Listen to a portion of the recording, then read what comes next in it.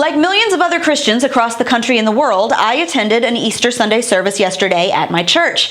And in the era of COVID-19, places of worship have had to get really creative in how they hold church services.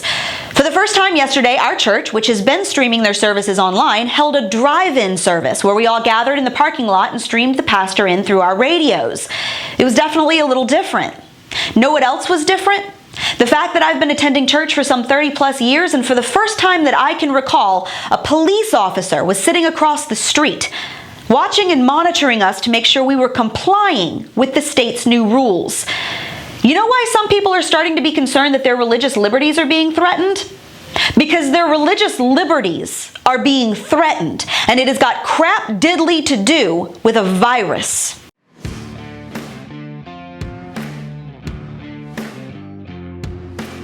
At least one Mississippi church is now suing after its congregants were given tickets for meeting for drive-in services over the past week. According to the Delta Democrat Times, Temple Baptist Church in Greenville, Mississippi, has been holding the parking lot services in their church since the coronavirus outbreak precluded them from meeting in the building in person. But because many of their members are elderly and have trouble live streaming services online in their homes, the church has begun holding these drive-in services, transmitting the pastor's message through low-frequency FM radio into congregants' cars as they gather, with the windows rolled up and spaced appropriately apart throughout the church parking lot. It's a creative way to deal with being shut down during this pandemic.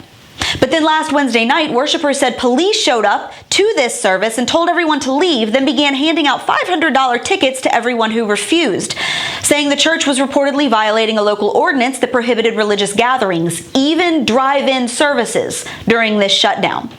In Louisville, Kentucky, Mayor Greg Fisher also tried to block churches from holding these drive-in services, saying that law enforcement would show up and record the license plate numbers of anyone who attended, then turn them into local health departments and order them to quarantine for 14 days. A judge had to overturn that rule and explain to this mayor that this unjustly targets churches because apparently that wasn't obvious. Never mind that drive-in services are well within the CDC's guidelines for social distancing. When the government says that you can be let out of jail and stop by the liquor store on your way to take your girlfriend to get an abortion, and all of those things are considered essential during this pandemic, but churchgoers are being handed tickets for sitting in their cars listening to their pastors on the radio, that is an outright attack on religious freedom. That's not about protecting people from a virus. They're sitting in their vehicles separated by more than 6 feet and several layers of glass. That's just picking on churches. That's making sure that they cannot meet together, no matter how socially distant they're trying to be. In the past 4 weeks, I've shopped in several crowded grocery stores. I've sat in long lines at drive-thrus. I've stood in line for takeout. I've searched for a parking spot at a jam-packed Lowe's, and I've driven by more than a few very full liquor stores, and never once did I see a cop sitting there monitoring anyone until yesterday at church, where everyone was in their vehicle with their windows rolled up. This is not about a virus, because no one was going to catch it in that parking lot, any more than they'd catch it at the drive-thru at McDonald's that the state was not bothering to creep all on. It makes no sense. For that matter, telling gun stores that they have to shut down while the abortion clinics are still open, like in California, makes no sense.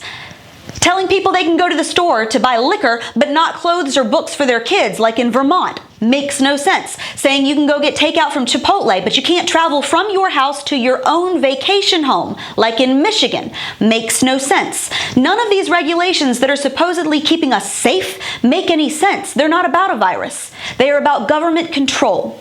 The virus is the conduit for this fear, but mark my words, it is not nearly the biggest threat.